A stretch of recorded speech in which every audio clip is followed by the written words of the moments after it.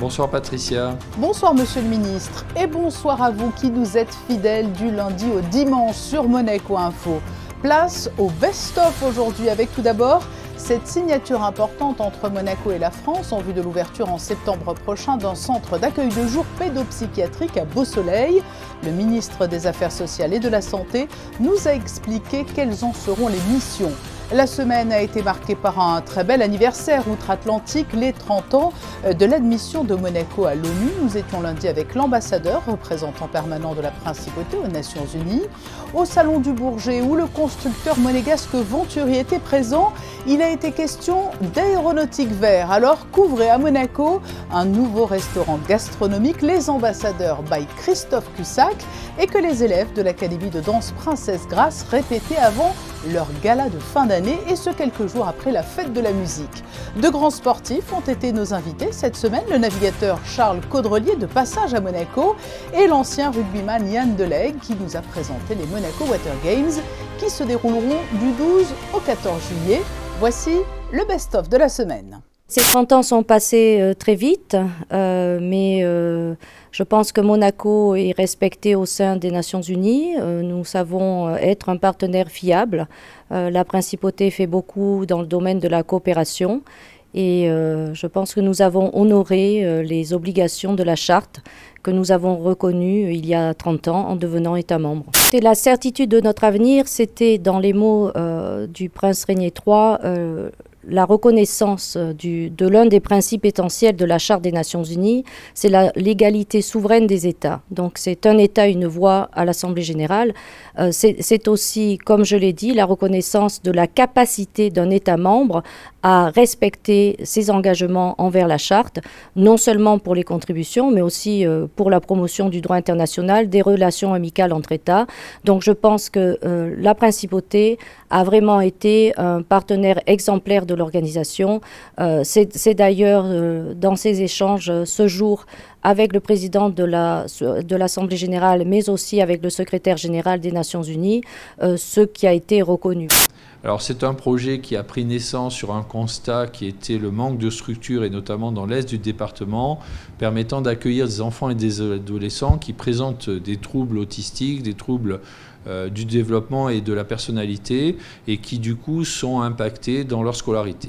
C'est en fait un constat qui était partagé par l'ARS PACA et qui se monte en partenariat avec la Fondation Lanval, et c'est, je pense, un très très beau projet, un modèle de coopération entre Monaco et la France dont on doit s'inspirer peut-être pour d'autres projets dans le même champ qui est celui de la santé et du social.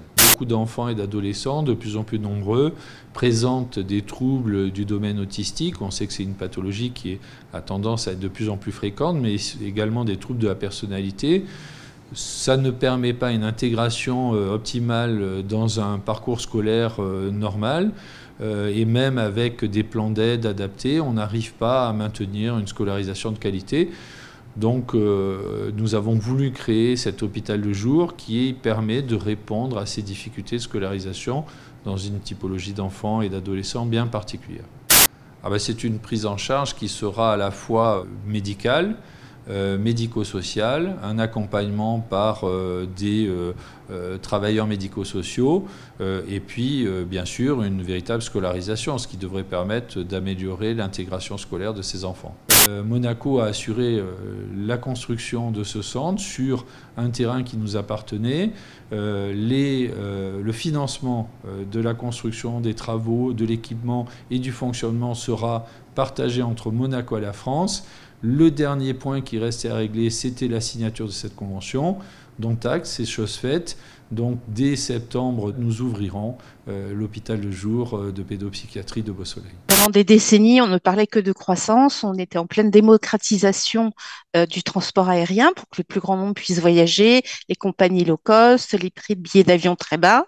Mais aujourd'hui, on a une attitude beaucoup plus responsable, que ce soit certains citoyens, surtout en Europe, mais aussi toute toute la filière aéronautique qui a bien compris que son avenir passait par la décarbonation si elle veut continuer à croître. Donc là, on travaille sur les carburants d'aviation durable. Il y a de gros progrès qui ont été faits, hein.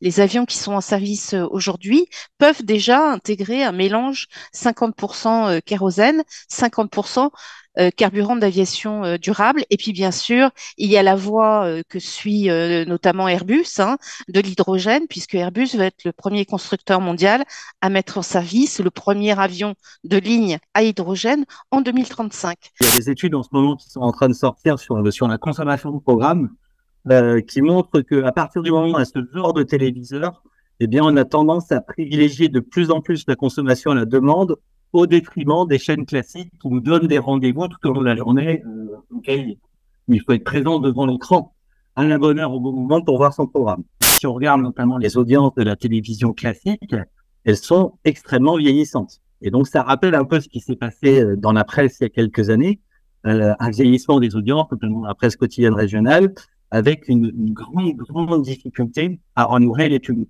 On a choisi de préparer le gala vraiment à la dernière minute pour ne pas enlever de cours de danse. Souvent, ça arrive quand on fait des galas qu'on pratique que de la répétition. Alors, si quelqu'un danse un rôle principal, il va profiter un peu plus que quelqu'un qui fait un rôle du corps de ballet. Et je pense que l'école n'est pas là pour ça. L'école est là pour donner à tout le monde la même chance de progresser. C'est pour cela qu'on commence vers le mois de mai à préparer le spectacle pour que ça soit prêt au mois de juin. Je revendique une cuisine simple, mais une cuisine simple en apparence. C'est très compliqué de faire simple, hein. Par exemple, on peut toujours rajouter un élément en espérant améliorer la recette, mais en retirer un pour améliorer la recette, ça c'est plus difficile. Et après c'est dans l'harmonie. Trois goûts, les doser, les mettre bien, de trouver le bon équilibre, c'est difficile, même si ça peut paraître simple. J'ai voulu continuer, après ma carrière de rugbyman, de rester dans ce milieu-là et de continuer cette passion à travers des dérivés du rugby, des événements un peu festifs et conviviaux. Et donc, j'ai inventé d'abord le rugby sur la neige dans les stations de ski. Et puis, dernièrement, depuis maintenant quelques années déjà, j'ai inventé le water rugby, qui est finalement du rugby sur l'eau, sur une plateforme flottante. Et la particularité de ce sport-là, du rugby à 5 contre 5 avec des règles plus faciles que le rugby traditionnel, c'est qu'il faut plonger dans l'eau pour marquer des essais. Oui, c'est la route du Rhum, c'est la course en solitaire et effectivement, c'était le gros défi d'arriver à mener ce bateau énorme de 32 mètres par 23 tout seul. Et ben voilà, c'est fait, on y arrive, ça paraît incroyable, ça nous paraissait impossible il y a quelques années. Franck Hamas nous avait ouvert la voie en 2010 et depuis les bateaux vont encore plus vite, volent maintenant et on arrive à les mener presque aux vitesses d'un équipage. C'était dingue, on a fait un combat épique avec François et on a dépassé toutes nos limites. C'est une mer très compliquée à naviguer et j'ai fait beaucoup de courses à une époque ici et j'avais beaucoup de mal à naviguer en Méditerranée. J'ai mis des années à trouver les recettes et voilà, maintenant je connais un peu mieux mais c'est vraiment très compliqué et il faut être un très bon marin pour régater en Méditerranée. Le pire, c'est que c'est même pas sur Apple Music, c'est que la vraiment jeune génération, ma deuxième fille a 16 ans, et en fait, ils écoutent des musiques sur TikTok, c'est-à-dire ils écoutent des musiques de 20 ou 30 secondes, donc ils n'ont même pas le nom de l'artiste ni du titre, et ils se disent « Ah ouais, ça c'est super !» Et un jour, ils le Shazam, ils l'écoutent, et il y a un côté extrêmement éphémère, et surtout, imaginez que TikTok soit finalement la plateforme qui soit la plateforme de curation de toute une jeune génération pour écouter des titres. Alors d'abord, je pense que plus personne achète de disques, et c'est ça qui est dingue, c'est que vous écoutez ces 20 secondes sur TikTok, si jamais vous avez le courage, vous le chasamez, ensuite vous allez écouter sur Spotify ou Apple Music ou Deezer le titre, et généralement il y a peu d'appétence d'aller écouter ensuite le reste de l'album. C'est vrai que le live reste la partie la plus, c'est pour ça qu'il y a autant de concerts en ce moment. Ah oui. Le live reste la partie la plus rentable. Vous voyez, vous faites un Stade de France ou une arena à Nanterre de 40 000 personnes, ça remplit. C'est plus rentable que la vente de CD. L'inénarrable Alex Jaffray, très clairvoyant sur l'avenir de la musique. Ce best-of se referme sur le flashback de la semaine. Cela s'est passé une fin de mois de juin à Monaco. Et très belle soirée à vous. Demain à 19 h, vous avez rendez-vous avec Julia Vial.